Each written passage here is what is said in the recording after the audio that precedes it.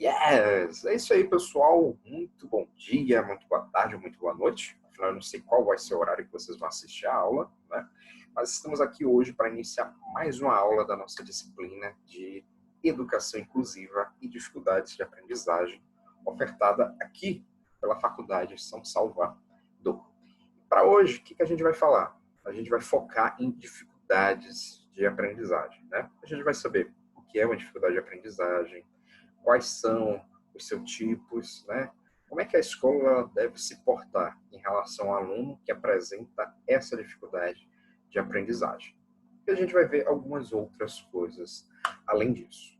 Mas eu costumo, né, iniciar as minhas aulas sempre fazendo uma revisão daquilo que a gente viu nas aulas anteriores, né? Para que a gente possa se situar e não perder a nossa linha de raciocínio.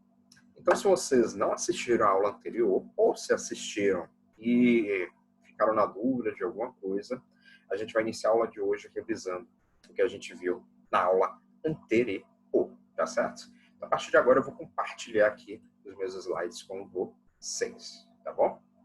Então, eu creio que a partir de agora, vocês já devem estar visualizando os slides, tá? Então, bora lá. Nossa aula iniciando a partir de agora, tendo como tema a introdução às dificuldades de aprendizagem. Então, como eu tinha dito, a gente começa com a revisão. Na aula anterior, a gente começou a ver, né, o que vinha a ser a educação inclusiva. Aí a gente pôde ver que essa educação inclusiva, ela se caracteriza basicamente pelo quê? Né? Ela vai se caracterizar por ser uma metodologia de ensino produzida em prol de alunos portadores de algum tipo de necessidade educativa especial. E o que a gente poderia colocar como exemplo, né, de alunos que apresentam esse tipo de necessidade educativa especial, que é o que a gente diz de NEE. A gente poderia citar, por exemplo, alunos que apresentam algum tipo de deficiência física, né? Essa deficiência física pode ser desde relacionada ao processo de locomoção, né, de andar, desde aquela relacionada ao processo de escrita, pode ser relacionado a uma deficiência que ele tenha na mão, tá? Pode ser algum tipo de deficiência mental que dificulte o aluno em relação ao processo de raciocínio, em relação a um determinado tema ou temas variados. Pode ser uma deficiência sensorial, dentre outras. Sendo que algumas dessas a gente vai ver ao longo desse semestre, certo? A gente não vai ver tudo, claro, porque são inúmeras as deficiências, né? Sendo que algumas são bem específicas e raras de a gente poder vivenciar no nosso dia a dia. Então, a gente vai focar mais naquelas que é mais comum a gente poder ver no nosso dia a dia na sala de aula. Apesar disso, a gente viu também, né, que apesar de ser um termo que está na moda, que já ouvimos falar bastante na mídia, quando a gente pensa em educação inclusiva, né, em relação à legislação vigente a mesma, ela apresenta uma série de dificuldades. A dificuldade não é por não existir leis, muito pelo contrário, existem leis. Mas só que o grande problema ele está relacionado em quê? Em colocar em prática essa legislação atrelada à educação inclusiva. Então a gente viu algumas reportagens, foram 3 no total, que relatavam casos de famílias que apresentavam algum indivíduo que possuía essa deficiência. Então a gente viu uma primeira, que era aqui em Salvador, de uma mãe que apresentava dificuldade para realizar a matrícula da filha, que apresentava síndrome de Down. Uma segunda reportagem que a gente viu, que é essa aqui mais abaixo, foi de uma mãe também com dificuldade de matricular o seu filho, mas agora por uma outra deficiência. Era por meio do autismo. E a gente viu a terceira, que era relacionada à região, ao estado de Sergipe, tá? Eu não coloquei aqui a imagem, mas vocês podem lembrar que lá em Sergipe, as escolas públicas, elas estavam ofertando vagas para alunos que apresentavam deficiência. E que, se não me engano, apresentava um quantitativo de até 10 vagas para a realização dessa matrícula. Então, a gente viu que esse processo já se diferenciava bastante em relação aos dois casos anteriores que foram amostrados, que era o caso de Salvador e o caso de São Paulo. Isso nos faz refletir, né? Por que é tão complicado, por que é tão difícil a inserção desses alunos com deficiência, né, com algum grau de dificuldade, de aprendizagem, nesse ambiente escolar? Visto que a gente sabe que a escola é um lugar propício justamente para que essas dificuldades, né, possam ser superadas. E aí a gente pensa mais, será que nós, como professores, nós estamos capacitados para atender a demanda desses nossos alunos? É isso que a gente vai refletir ao longo dessa nossa disciplina. Então a gente seguiu em frente, depois que viu esses casos, né? E eu apresentei para vocês, né? Apresentei não, eu disponibilizei um artigo relatando casos de educação inclusiva na região de Tobias Barreto, né? Aí o que a gente pôde perceber? Que é preciso que não só nós como professores, mas todos aqueles que estão envolvidos no ambiente escolar, né, seja ele do ensino básico, do ensino superior, é preciso que a gente com urgência, é preciso que a gente com urgência, agora sim, com urgência, atualize a forma de ensino adequando às necessidades dos nossos alunos. Mesmo porque vocês certamente, em algum momento que vocês estiverem atuando como pedagogos, vocês vão ver, né, que a gente planeja a nossa aula para ser de determinada forma, mas quando a gente está lá, na prática, no dia a dia com os nossos alunos, a gente vê que nem sempre aquilo que a gente planejou pode ser colocado em prática, né? Não estou querendo dizer com isso que você vai ter que mudar completamente seu modo de dar aula. Não necessariamente, né? Vai depender do perfil dos nossos alunos, né? Mas às vezes você planeja a aula de um modo tal e você tem que mudar ela em 10%, 15%, 20%. Normalmente a aula nunca é 100% da forma que a gente planeja, certo? E nesse cenário atual que a gente está de pandemia, né, a gente tem que nos reinventar. E o exemplo é a nossa própria aula, né? Estou aqui gravando ela. Semana que vem vai ser aula ao vivo, hein, gente? Então se preparem. Eu vou pedir para todo mundo instalar, seja no celular ou no notebook, o aplicativo Zoom.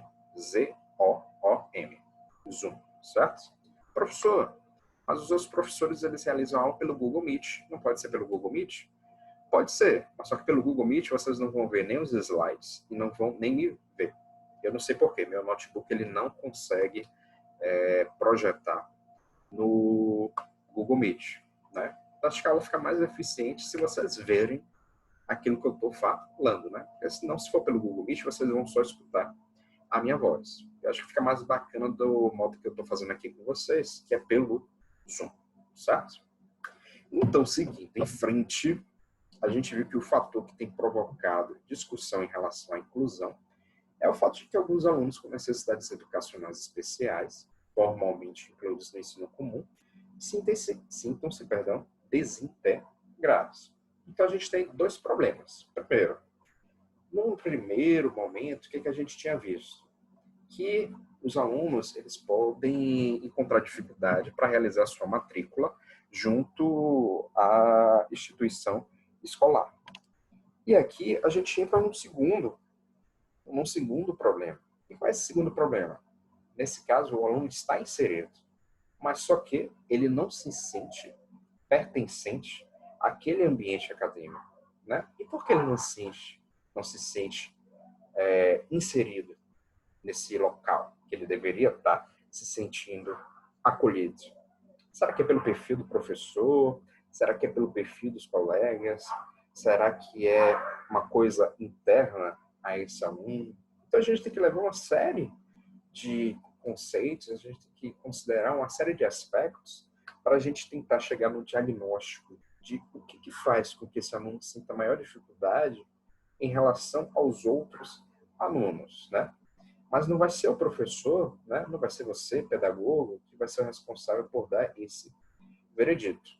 Você no seu dia a dia, em sala de aula, você vai acompanhar os seus alunos e você vai perceber que tem aqueles, né, que têm maior dificuldade para aprender algo.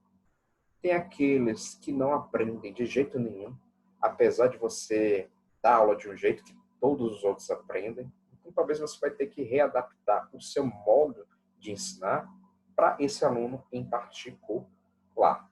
Mas aí também a gente tem que levar outra coisa em consideração. A gente tem que ver se esse novo jeito de ensinar não vai fazer com que esse aluno ele acabe sendo, entre aspas, rejeitado pelos outros alunos, né? Principalmente quando a gente dá aula para a educação infantil, onde a criança pode pensar que você está dando mais preferência, né? Está dando mais atenção ao coleguinha. E isso pode fazer o quê? Que esse colega que não está se sentindo, né, visualizado, não está se sentindo valorizado por você, tome atitudes como o quê? Querer bater em outras crianças, para ver se assim ele chama a sua atenção. Né? Então, o ensinar, né, é algo muito complexo, né? Embora seja algo gostoso, né? Quem é que não gosta de dar aula, ver aqueles olhinhos pequenos, né, brilhando para a gente enquanto a gente dá aula, né? É muito gratificante, né? Mas a gente vai encontrar uma série de problemas. Mas, normal. Quem é que não encontra problema, né, gente? Isso é algo do cotidiano. Aí a gente viu que existem legislações pertinentes para a educação inclusiva. Uma das primeiras que a gente viu se referia ao quê? À Constituição Federal do Brasil, aquela que foi feita em 1988. Aí nela, a gente tem que, no seu artigo 205, ela diz que a educação é direito de todos, seja ele um indivíduo considerado, abre aspas, normal, e aqueles que apresentam algum tipo de necessidade especial educativa.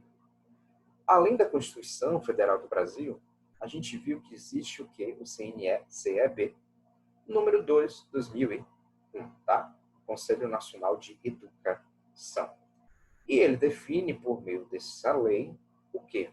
As diretrizes nacionais para a educação especial na educação básica. E ele determina que as escolas do ensino regular devem matricular todos, 100%, todos os alunos em suas classes comuns, com os apoios necessários.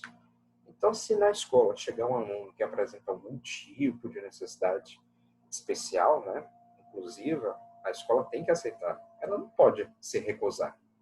Mas a gente sabe que, na realidade que a gente vive atualmente, o que a escola faz, né?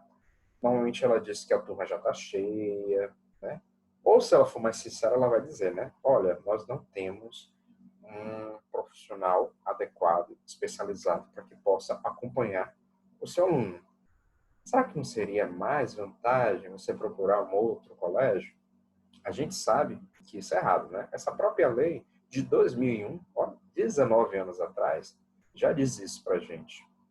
Mas a gente sabe que é realidade. As escolas muitas vezes rejeitam o aluno, procuram alguma forma para não incluir ele dentro do seu ambiente acadêmico. Isso é por preconceito? Você pode pensar. Não necessariamente. Sabe que às vezes a escola está pensando mais em seus gastos, né? Então, se ela tem um aluno que apresenta essas necessidades, é porque ela vai pensar, poxa, eu não tenho aluno com esse perfil. E é a primeira vez que está entrando. Eu vou precisar de um profissional qualificado para poder ajudar e acompanhar esse aluno ao longo do semestre. Eu vou ter um aumento dos meus gastos. Então, muitas vezes, as escolas elas não permitem que o aluno se matricule, não por ela ser ruim, né? Mas por ela pensar na questão dos gastos que ela vai ter, né? Mas aí, por outro lado, a gente pode pensar, né? Poxa, ela está recusando receber esse aluno.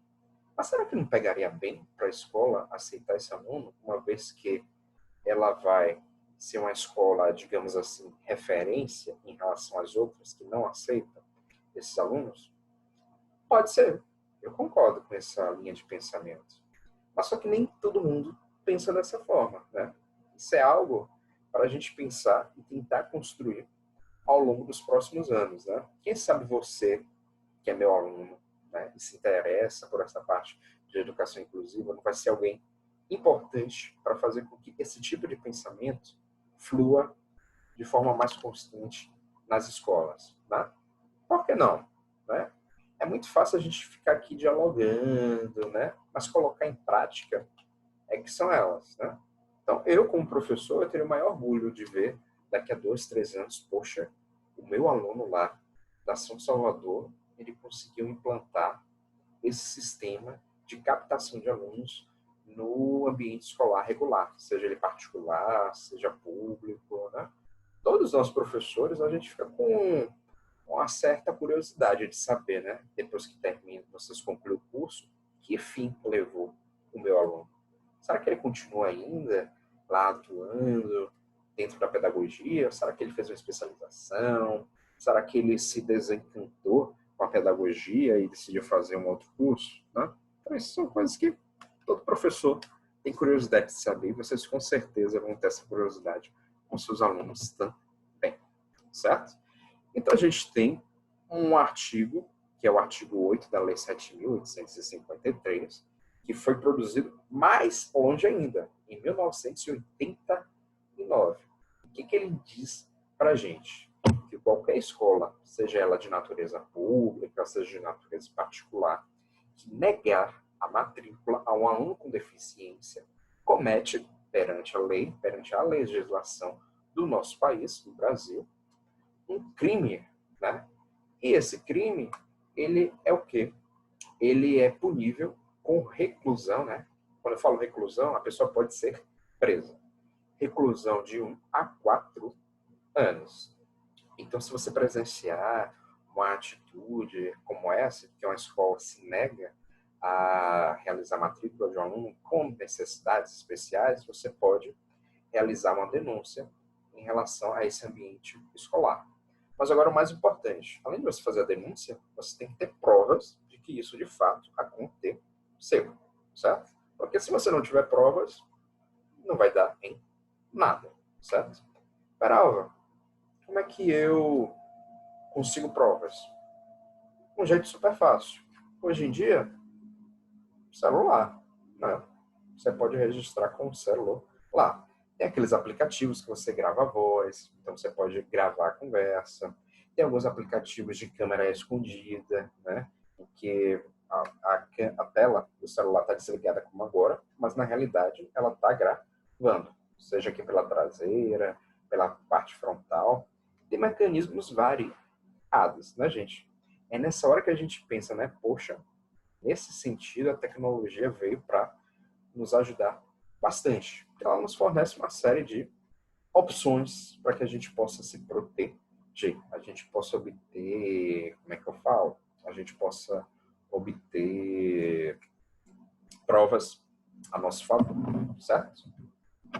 E beleza. Então, basicamente, a gente viu isso na aula anterior e hoje a gente chega no nosso tema de hoje, que é as dificuldades de aprendizagem. E como de costume, eu faço a pergunta para vocês, né? No final de contas, o que é dificuldade de aprendizagem? Você já pensou sobre isso? Será que você, aluno, tem dificuldade de aprendizagem? Eu, Marcos Peralva, eu confesso que eu tenho. Por exemplo, eu para preparar uma aula, eu para estudar para uma aula, eu normalmente eu não consigo ficar muito preso àquilo por mais de 10 minutos, não. Então, quer saber como é que eu faço minha aula? Normalmente, eu faço ela de 10 em 10 minutos. Como assim, Peralva?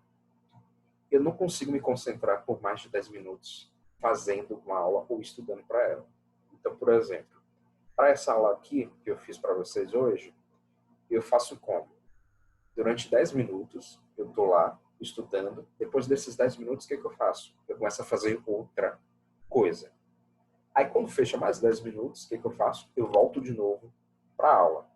Então, normalmente, eu faço duas coisas ao mesmo tempo. Eu faço a aula e faço uma outra coisa. Essa outra coisa pode ser até uma outra aula. Por que isso? Isso é uma coisa particular minha. Eu não consigo me manter concentrado por mais de 10 minutos em uma mesma coisa. Eu tenho que fazer outra coisa diferente. Pode ser até mesmo ver as mensagens que vocês me mandam pelo celular, certo? Mas isso é uma coisa particular minha. Tem muitos alunos meus, né, que dizem, pô, eu consigo ficar de boa 1 hora estudando tal assunto, né? Eu dou os parabéns. Desde criança eu nunca consegui me concentrar assim muito tempo, não. Eu tenho que fazer uma outra coisa. Eu falei 10 minutos, mas pode ser até menos, né? Mas eu sei que 10 minutos já é muito tempo para mim para estar centrado em uma coisa. Aí, por exemplo, na aula presencial, o que é interessante? É interessante que, como a gente está ali com vários alunos, então a gente está sempre conversando, a gente está sempre olhando para alunos diferentes. Então, apesar de eu estar dando uma aula sobre um tema único, né, as minhas visões são diferentes. Vocês conversam comigo, então acaba quebrando aquela concentração, né, daqui de estar ministrando a aula, né? Vocês não estão aqui, mas eu estou olhando para os slides e eu estou olhando para as coisas que estão atrás da câmera, né? Vocês não vão ver aqui, porque senão eu tenho que tirar o notebook do lugar, mas só o fato de eu ficar olhando essas outras coisas já quebra essa concentração minha, né? Se fosse só olhar para a câmera, certamente eu iria errar milhões de vezes essa aula, né? Eu não seria assim tão produtivo. Mas como tem coisas variadas, então isso melhora para mim, tá bom? E com certeza vocês vão encontrar algum aluno que passa por essa situação também. Então, eu sou um exemplo de pessoa que apresenta um pouco de dificuldade de aprendizagem em relação a me centrar em uma determinada coisa, né?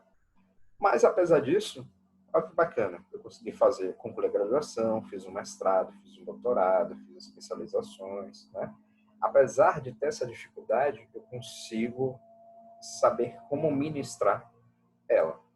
Eu sei que 10 minutos é o tempo suficiente para eu fazer uma determinada coisa. Depois eu tenho que mudar, porque senão, se eu mantiver mais tempo, 20, 30, 40, 50 minutos, eu não vou ser tão efetivo na elaboração daquilo que eu estou fazendo, certo? Então, aquilo que eu poderia produzir em 1 hora, quebrando em tempos de 10 minutos, se eu ficar 30, 40 minutos centrados, eu posso produzir só o que eu iria fazer em 10, 20 minutos, né? Mas isso aí a gente vai acompanhando, tá? Mas bora lá. Estou falando de dificuldade de aprendizagem, mas no final de contas, o que é essa dificuldade de aprendizagem que a gente está tanto aqui falando e que vocês vão escutar bastante aí ao longo da atuação de vocês como pedagogos? Então, se a gente for procurar na literatura, a dificuldade de aprendizagem ela se caracteriza pelo quê? Por ser uma característica de um indivíduo que possui uma maneira diferente de aprender, devido a uma barreira que pode ser de natureza cultural, pode ser de natureza cognitiva, né? Aí eu coloquei aqui entre parênteses para vocês saberem, né? O que é cognitivo. Sempre que vocês ouvirem falar de cognitivo, está relacionado à função psicológica. Então, como é que o seu psicológico vai atuar no processo de aquisição do conhecimento no momento que você está ali estudando? Ou pode ser também de origem emocional. Então, a gente pode até destacar aqui, né, que a dificuldade de aprendizagem, ela está relacionada ao quê? A maneira diferente de aprender. Outro exemplo, talvez alguns de vocês captem, né, compartilhem uma experiência que eu tenho desde criança. Eu só aprendo se eu escrever durante a aula. Tem muitos professores que dizem assim, não precisa escrever, porque depois eu vou disponibilizar o slide para você, né? Isso nunca deu certo para mim. Se eu não escrever, eu não consigo absorver aquele conteúdo que eu estou escutando. Então, por exemplo, quando eu estou preparando a aula de vocês, o que é que eu faço? Primeiro eu vou ler o material. À medida que eu vou lendo, eu vou escrevendo no meu caderno, para depois eu elaborar os slides. E o que eu coloco nos slides é diferente do que eu escrevo. Porque normalmente quando eu escrevo de uma forma assim, mais rebuscada.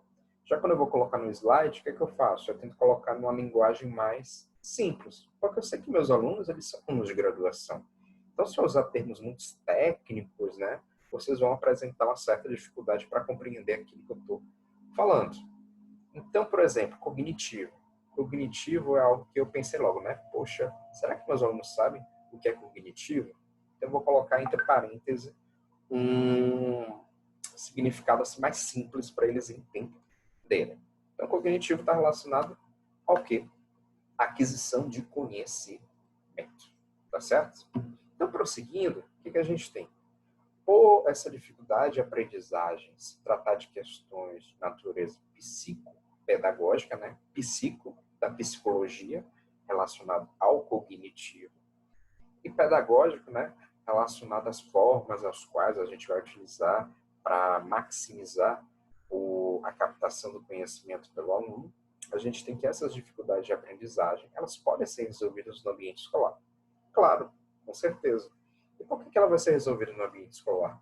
Porque esse é um ambiente propício para que a gente possa trabalhar essas dificuldades dos nossos alunos.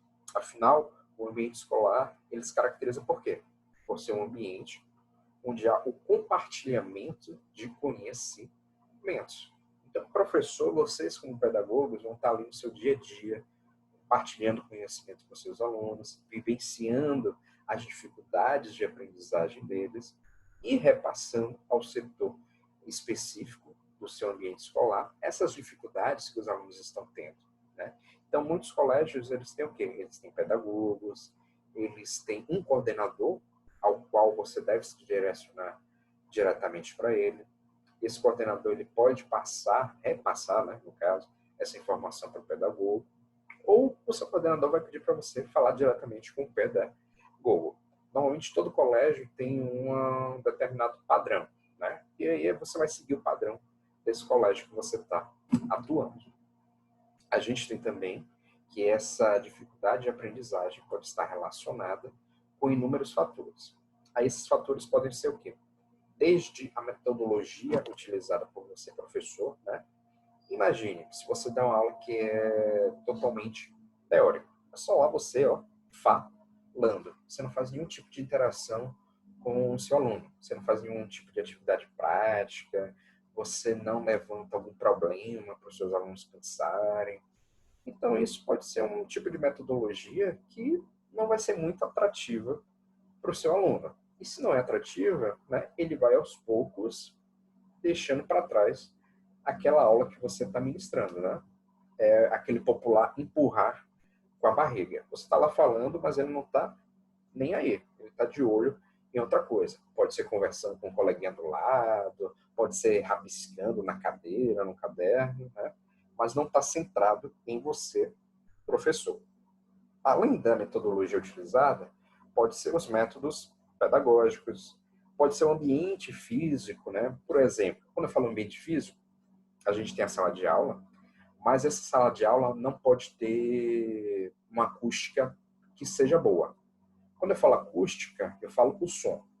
Exemplo, a gente está numa sala de aula, tendo a disciplina de dificuldade de aprendizagem e educação inclusiva, que é a nossa disciplina, mas na nossa sala de aula, apesar dela estar com a porta fechada, se passar alguém no corredor, você consegue escutar essa pessoa andando ou correndo no corredor.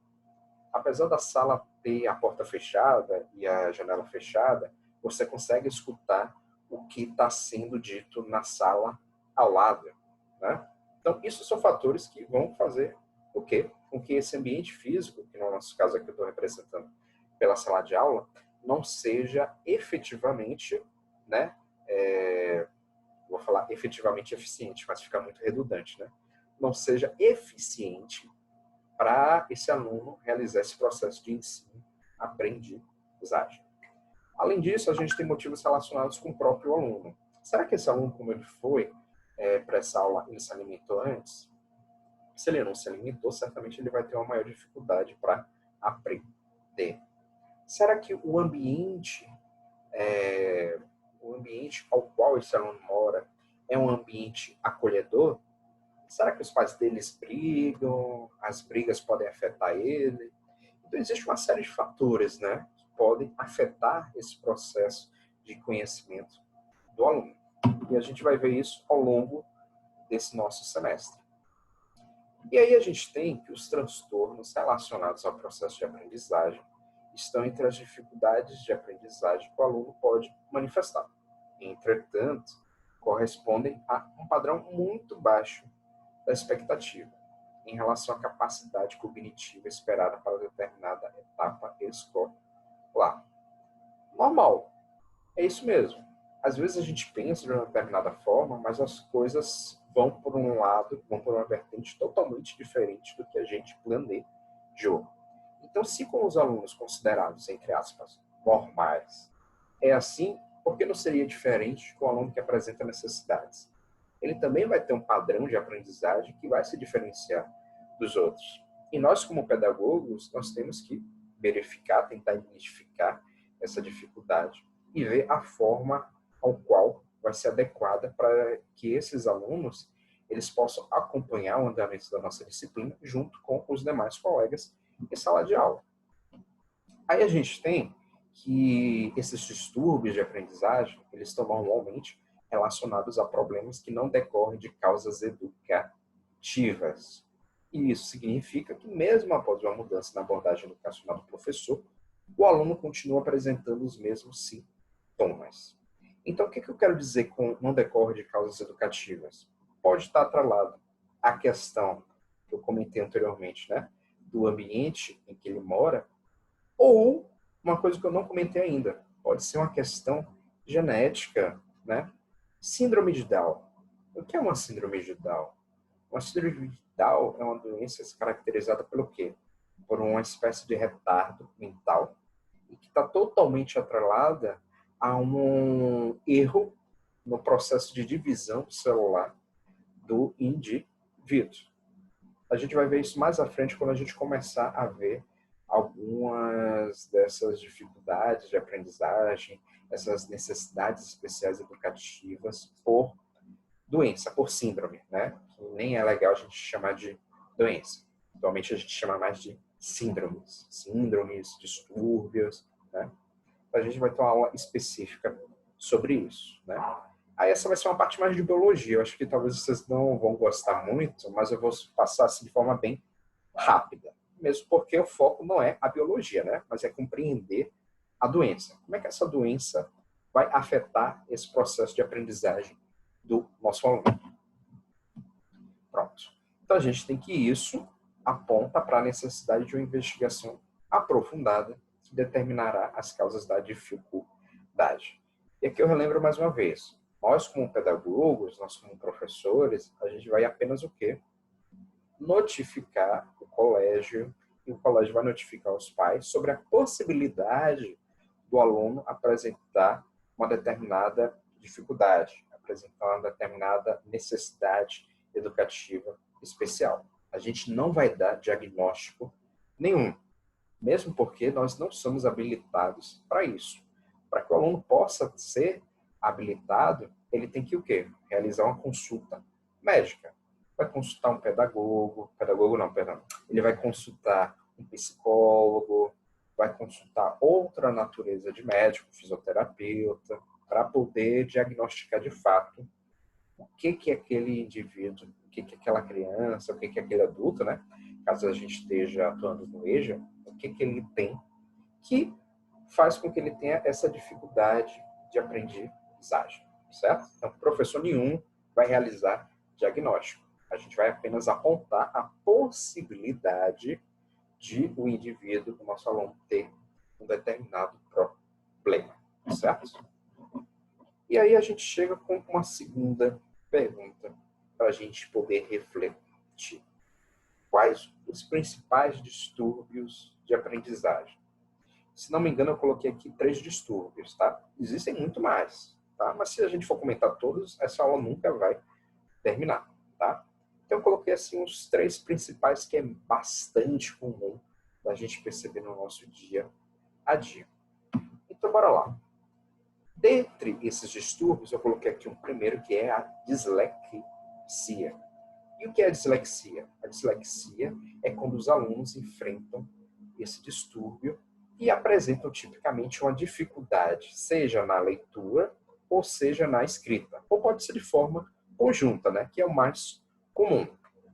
É um tipo de distúrbio bastante comum aqui no nosso país, no Brasil, né? Eu mesmo já peguei vários alunos que apresentam dislexia, tá? E só para a gente ter uma noção, a gente tem um quantitativo de mais de 2 milhões de casos em nosso país. Tem um quantitativo bastante elevado, tá? Então, eu coloquei aqui uma animação aqui embaixo, só para você ver, né? Aqui está escrito dislexia, mas só que em inglês. Eu não encontrei uma animação em português. Então, vocês podem ver como é que a pessoa, o indivíduo que apresenta dislexia, pode ler a palavra, né? Então, ele pode ler com as letras trocadas, situadas em posições diferentes. Assim como ele pode escrever as palavras com as letras em posições trocadas, certo? Então, a gente como professor, a gente tem que reparar bastante, né? E quando é que a gente repara? Quando a gente faz algum tipo de atividade escrita ou uma prova junto a esse aluno. Aí você tem que se atentar, né? O que eu particularmente eu faço com os meus alunos? Eu tenho o costume de escanear as provas. Eu deixo elas salvas no meu notebook, né? Peralva, eu não tenho scanner. Bem, não tem problema. Uma possibilidade, sabe o que é? Celular. Tira foto da prova dos seus alunos e deixa salvo lá no seu computador. Aí, quando você for fazer uma segunda prova da sua disciplina, compare, caso você encontre muitos erros de português, a prova inicial com a segunda, para ver se esse aluno está cometendo os mesmos erros que ele cometeu anteriormente. Porque isso já pode ser um indicativo que ele tem dislexia. Mas um exemplo bem prático para a gente perceber rápido é por meio do quê? Da leitura do aluno. Né? No dia a dia, a gente pede para o aluno ler um texto e a gente pode perceber se ele está ali trocando as palavras, certo? Se ele está trocando as sílabas dentro de uma palavra, tá? No início pode ser meio complicado, mas à medida que as aulas forem passando, fica mais claro para a gente, poxa, fulaninho, ele não lê tão bem o texto que nem ciclano. Poxa, fulaninho, já teve 3 vezes que ele leu o texto que tem tal palavra e sempre erra tal palavra. Eu já mostrei no quadro, eu já escrevi para ele, mas ele continua errando, né? Então é aquela situação, né? Quando a gente vivencia algo em nosso dia a dia e essa coisa se repete, fica mais claro para a gente que nosso aluno apresenta essa dificuldade, tá bom? Então, se acontecer de você estar lá na sua primeira experiência profissional como pedagogo, em sala de aula, ministrando aula para os seus alunos, e você percebe que outros professores comentaram, pô, fulaninho tem tal problema, mas você nunca percebeu, não precisa se preocupar, gente, porque vocês estão no início da carreira como pedagogos, né? Então vai ser normal vocês deixarem passar uma determinada situação.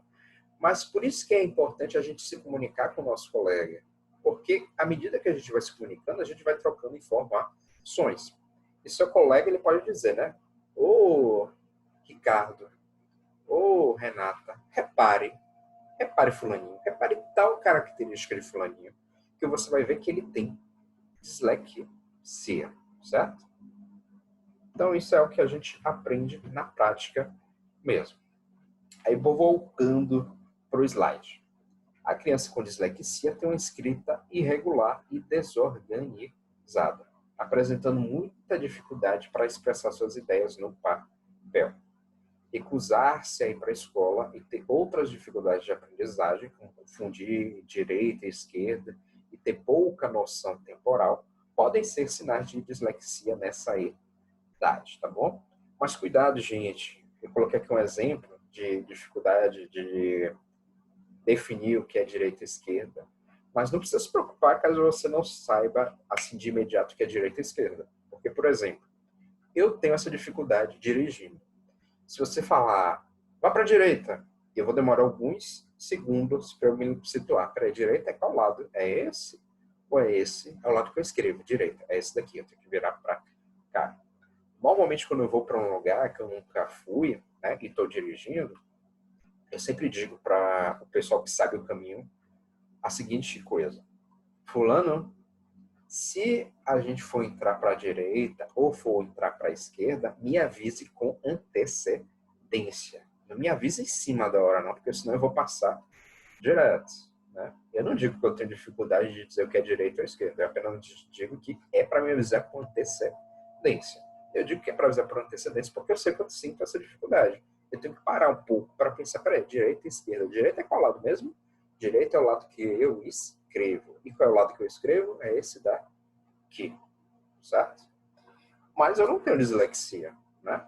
Eu apresento facilidade de leitura, eu apresento facilidade de escrita, eu apresento uma dificuldade de concentração. Isso eu sei que eu tenho uma real dificuldade. Eu não consigo me concentrar muito tempo em uma única coisa. Eu tenho que me distrair fazendo outra coisa, certo? Então, eu coloquei aqui uma imagem só para ficar mais claro para a gente, né? O acompanhamento escolar ele pode facilitar esse processo de leitura e escrita do aluno. Mas o professor sozinho, você pedagogo, vai ser o responsável por resolver esse problema? Não. Né? O aluno ele vai precisar de um acompanhamento específico, né, para ajudar nesse processo de superação da dislexia, certo? Um segundo distúrbio que eu coloquei aqui, disgrafia. Disgrafia é um distúrbio que a gente vê bastante e que vocês vão ver, eu acho que de forma intensa, junto com seus alunos, em especial na educação fundamental. Eu não vou dizer na infantil, porque, por ser um problema de escrita, normalmente na educação infantil, os alunos escrevem mal, né? Então, por isso que é mais fácil da gente é mais fácil da gente diagnosticar quando ele está mais crescido, quando ele está lá no Fundamental 1. Porque no Fundamental 1 não é de se esperar que o aluno escreva tão mal, né? Embora a gente saiba que às vezes ele vai escrever mal, tá? Então eu coloquei aqui, a disgrafia é uma dificuldade na escrita, e isso inclui principalmente erros de ortografia, como trocar, omitir, acrescentar ou inverter letras, né? Então é um processo que vai lembrar um pouco a dislexia. Normalmente está ligado a problemas perceptivos motores. E o que eu quero dizer com perceptivo motor? Sempre que você ouvir falar de algo que é perceptivo, ele está relacionado ao quê? A capacidade cognitiva, a capacidade de construção do conhecimento. Então, se está ligado a isso, está ligado ao quê? Ao sistema nervoso do indivíduo. E sempre que você ouvir falar sobre algo relacionado a motor está relacionado ao quê? A movimentação, né? A realização de ações por meio dessa locomoção. Pode ser por meio da gesticulação da mão, pode ser por meio da gesticulação do braço, pode ser por meio da gesticulação da perna, tá? Então, a execução motora da escrita, ela exige maturação de sistema nervoso central e periférico e certo grau de desenvolvimento psicomotor. Aí, o que eu quero dizer com isso? Assim como em outros transtornos de aprendizagem, o tratamento da disgrafia é multidisciplinar, ou seja, vai englobar pessoas variadas. Você que é pedagogo, que está lá acompanhando ele dia a dia no ambiente escolar, a presença de um fonoaudiólogo, que algumas escolas possuem, né? A presença de um terapeuta e um médico de outra natureza, certo? Então eu coloquei aqui uma imagem, né? Se você for perceber, tá muito mal escrito, né? Você consegue identificar o que está escrito aqui? A gente pode tentar, né? Vou até me aproximar para ver se eu identifico o que está escrito. Está escrito assim, partindo do ponto no... Aí vem a dificuldade. Partindo do ponto no... Eu acho que é virtual, vertical. Partindo do ponto no vertical. E aí complica. Na segunda linha tem assim, na horizontal, onde um quadro. Na terceira linha, vertical, 4 quadrado. Então você vai ver que você não consegue perceber o que está escrito, né? E eu, como sou professor de ensino superior, eu já peguei muita prova de aluno, né, já adulto, que eu não consigo entender o que está escrito. Aí, normalmente, o que eu faço? Eu entrego a prova para os alunos, no ensino presencial, tá, gente?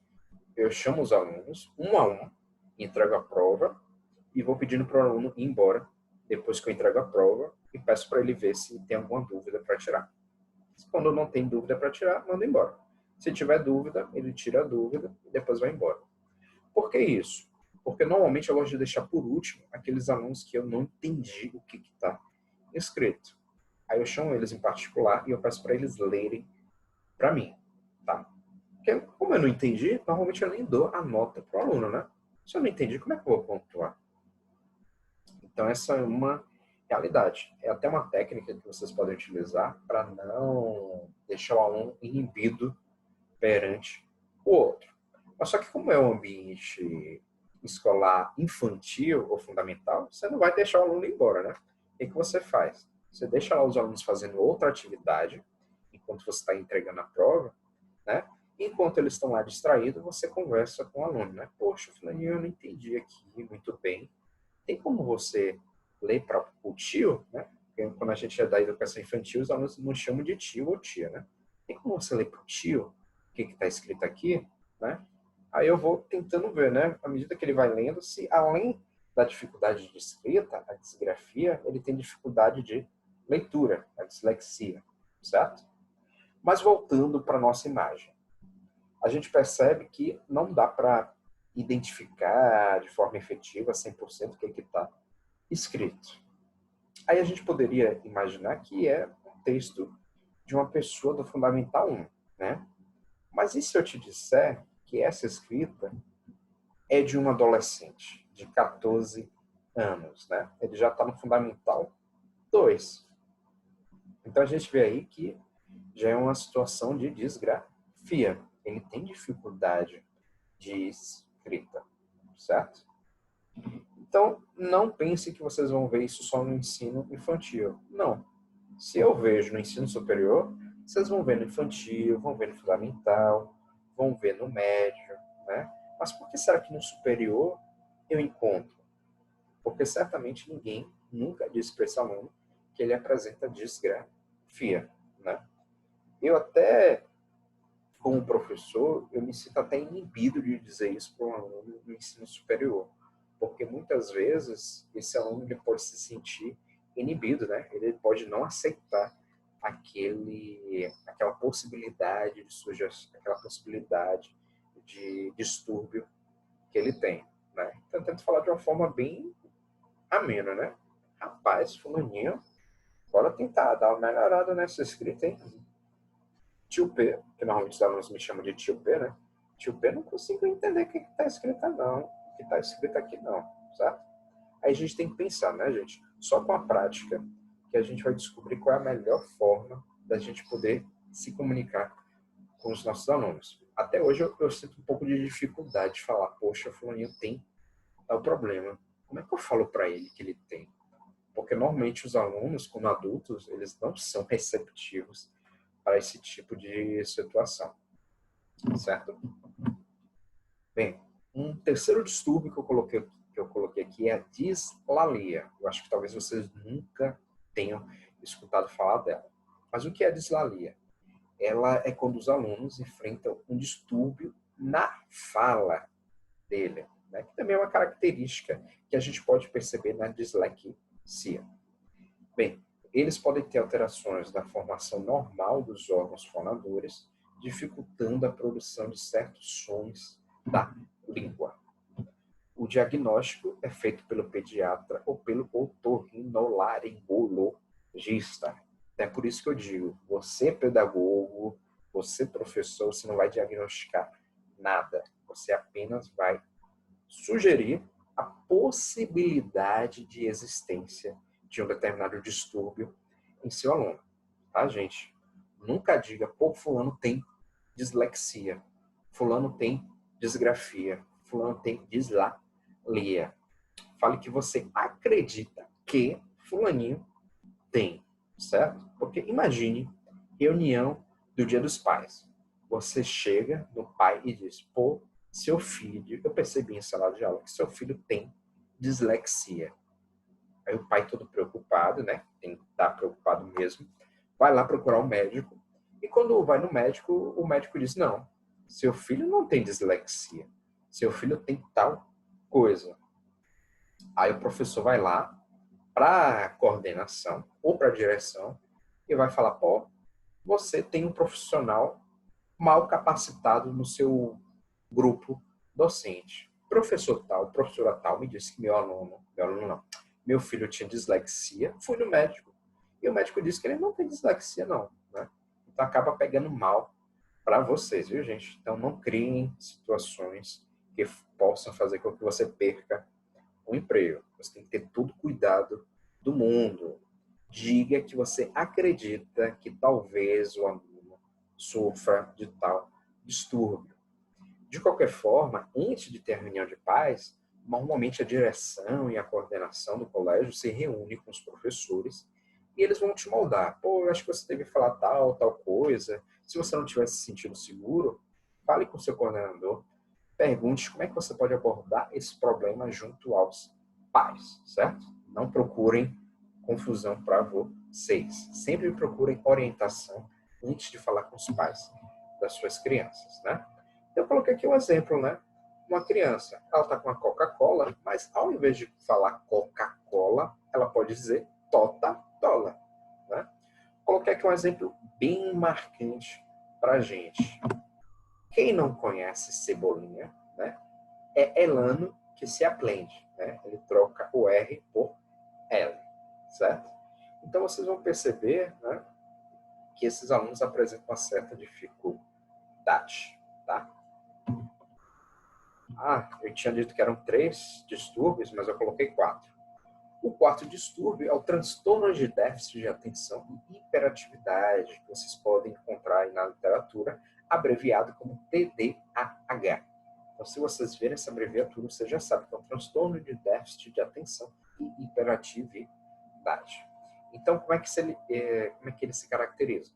Os alunos que enfrentam esse distúrbio apresentam baixa concentração, inquietude e impulsividade. Aí, normalmente, sabe como a gente vê esse tipo de distúrbio, esse tipo de transtorno? Normalmente, quando a gente está na sala de aula e a gente tem um aluno que normalmente ele gosta de procurar confusão, ele não para quieto, é aquele aluno que a gente chama de peralta, né? Esse aluno que é peralta, que não para quieto, que sempre está fazendo uma coisa, é aquele aluno que sofre de hiperatividade. E normalmente, o que se faz para que esse aluno diminua essa hiperatividade toda? Normalmente os pais eles vão levar ele para realizar atividades extra-classe. Pode ser um cursinho de futebol, pode ser um cursinho de equitação, pode ser as mais variadas funções, né? Mas normalmente é algo relacionado a esporte. Foi constatado, voltando para o slide, que uma das causas do transtorno de déficit de atenção e hiperatividade é genético e que há implicações neurológicas, né? Então, não necessariamente um aluno vai adquirir o TDAH. É algo que ele já traz consigo, né? Já é da biologia desse indivíduo. E esse TDAH, ele já é reconhecido pela Organização Mundial de Saúde como um transtorno legítimo, certo? Normalmente tem início na infância, podendo persistir na fase adulta. Eu confesso que eu, particularmente, Marcos Peral, eu nunca vi alguém que sofresse de hiperatividade já na fase adulta. É muito comum na infância, na adolescência, mas na adulta, que particularmente eu nunca percebi, certo? Bem, os transtornos incluem, normalmente, medicamentos e psicoterapia, certo? Aí coloquei aqui só a ilustração, né?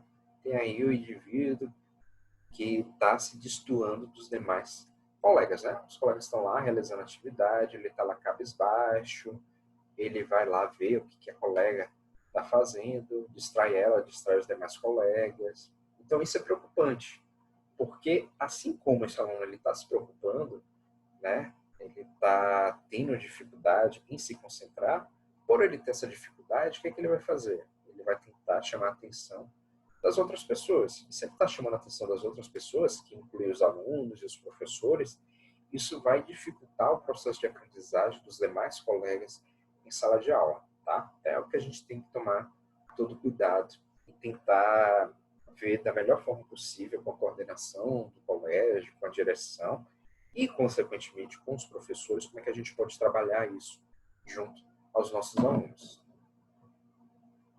Bem, como eu tinha dito anteriormente, muitos outros distúrbios podem afetar uma criança. Mas a gente não vai ver tudo nessa nossa aula de hoje, porque senão a aula não acaba nunca, certo? Então, para vocês saberem mais, né, caso vocês tenham algum aluno que vocês sabem o diagnóstico, né, o que ele tem, o que vocês podem fazer? Vocês podem procurar saber mais acessando o site do Google, o Google Acadêmico, e o catálogo de teses da CAPES, tá? Aí o que você faz? Quando vocês entrarem lá no site, vocês escrevem como termo-chave, né, a palavra que vai ser buscada, dificuldade de aprendizagem, e coloca a aspa no início, né, no início da dificuldade, e depois na aprendizagem. Por que colocar o aspa? Porque ele vai te direcionar somente a trabalhos que tem o termo dificuldade de aprendizagem escrita da forma que está dentro das suas aspas, tá? Se você não colocar aspa, o que vai acontecer? Ele vai te mostrar todo o trabalho que tem o termo dificuldade, o termo de e o termo aprendizagem. Desculpa. Então, não necessariamente ele vai te mostrar um trabalho que tenha escrito dificuldade de aprendizagem. Ele pode te mostrar um trabalho que tenha escrito dificuldade de montagem de carros, né? É uma possibilidade. Então, por isso que você colocar aspa quando você for realizar a sua busca, tá bom? E aí a gente vem com um terceiro questionamento. E qual é esse terceiro questionamento? Como diagnosticar os distúrbios de aprendizagem? O que a gente tem que levar em consideração? Então, a gente tem aquilo que eu estou dizendo para vocês constantemente. Não vai ser você, pedagogo, você, professor, que vai diagnosticar o distúrbio. Você vai apenas verificar a possibilidade de existir um determinado distúrbio, uma determinada dificuldade em seu aluno. O professor poderá levantar a hipótese, a possibilidade de existência de um dado distúrbio com o passar do tempo de convívio com os alunos e deverá informar ao seu coordenador direto e ou a direção da escola, né? Que é algo que eu estou aqui batendo sempre, né, gente? Cuidado, vocês não vão dizer que eu não tenho um problema. Vocês vão criar a hipótese, vocês vão criar a possibilidade dele possuir tal distúrbio. Além disso, o aluno deverá passar por uma avaliação especializada com profissionais da área de saúde. Nós, pedagogos, nós, professores, né, que realizamos a licenciatura, nós não somos profissionais da área de saúde. Então, a gente não tem habilitação para realizar esse diagnóstico. Para isso, o seu aluno ele vai ter que o quê?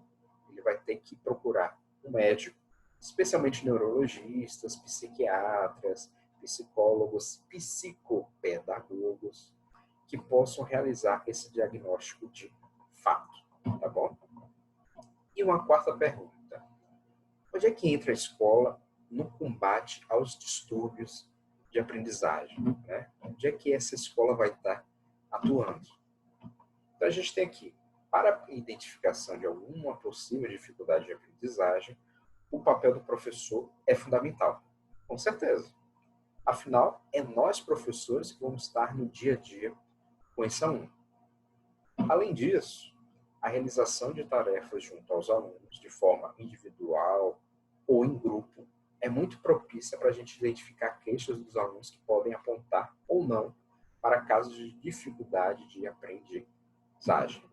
Às vezes a gente está realizando lá o trabalho em grupo, né?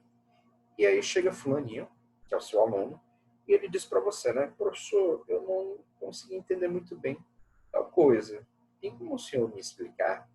Você explica e o aluno diz, poxa, eu continuei não entendendo, professor. Se eu explico uma terceira vez, ele não entende. Aí tem aquele coleguinha do lado, né, que diz assim, pô, mas tu é burro, hein, fulano? E garoto ignorante, né? Não necessariamente ele não está entendendo por ele ser burro, né? Nem é interessante, nem é legal a gente chamar o aluno de burro, né, gente? Pelo amor de Deus, não digam isso jamais. Ele pode não estar entendendo justamente por ele ter um distúrbio de aprendizagem. Aí você vai ver isso ao longo das aulas, né? O que normalmente nós professores fazemos? Nós tentamos explicar ao aluno de uma forma diferente. Às vezes, só no explicar diferente, você já percebe que o aluno entende, né? Ele já diz para você, pô, entendi agora, professor. Mas você, às vezes, explica de uma segunda forma, de uma terceira, mas mesmo assim, esse aluno não consegue entender. Então, já é um caso para a gente ficar bem preocupado, né? Poxa, o fulaninho não está entendendo, já expliquei de 3 formas, tentei explicar da melhor forma possível, e ele não compreende, né? É sinal que o bicho está pegando. A gente tem que ver como ajudar esse nosso aluno. Aí eu coloquei aqui, seguindo em frente, também é papel da instituição promover maior integração do aluno com a comunidade escolar, pois, sem integração, o próprio isolamento pode dar margem a uma queda no desempenho do aluno, não por causa das dificuldades em si, mas devido à desmotivação e frustração com a vida escolar, né? Verdade, gente. Imagine se você está num ambiente em que, por exemplo, esse caso que eu citei anteriormente, o aluno tem dificuldade para compreender uma determinada situação. E ele tem colegas que vivem chamando eles de burro. Você vai ver que se isso se mantiver ao longo do tempo, o que vai acontecer? Esse aluno vai se isolar, né? Ele não vai nem querer realizar perguntas para o professor em sala de aula.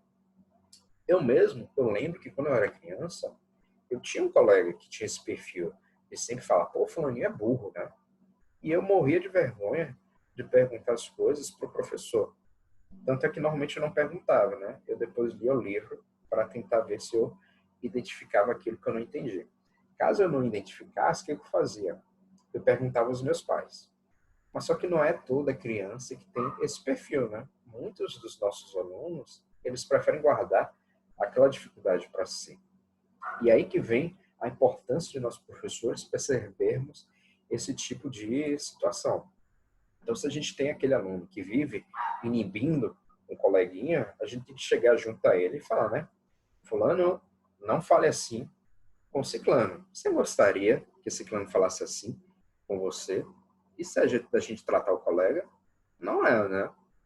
Aí a gente tem que ver a forma ao qual a gente vai abordar isso, né? Porque às vezes só nisso que eu falei, essa exemplificação de como abordar o aluno já pode se sentir ofendido, né?